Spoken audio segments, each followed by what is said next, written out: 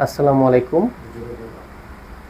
আমি বাংলাদেশ কৃষি বিশ্ববিদ্যালয়ের ভেটেরিনারি অনুষদের ডিভিএম ডিগ্রিধারী একজন ছাত্র। আমি মোহাম্মদ এম এ নাজিম।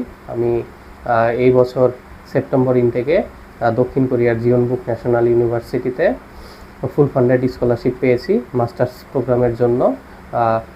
এই যাত্রায় এফএসএস এডুকেশনাল কনসালটেন্সি আমাকে অনেক সাহায্য করেছে এবং তাদের মাধ্যমে আমি আমার কাঙ্ক্ষিত লক্ষ্যটি অর্জন করতে পেরেছি। আমি বর্তমানে জীবনবুক ন্যাশনাল ইউনিভার্সিটিতে মাস্টার্সে স্কলারশিপ পেয়েছি।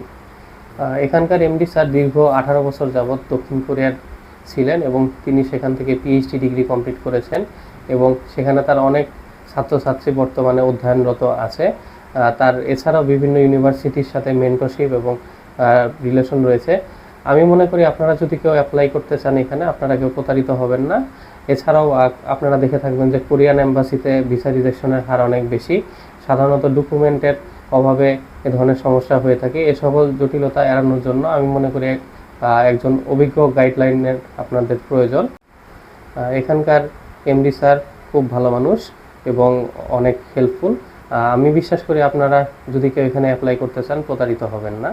সুতরাং আপনারা কেউ যদি যেতে চান তাহলে সরাসরি এফএসএস এর শ্যামলী অফিসে যোগাযোগ করুন। ধন্যবাদ।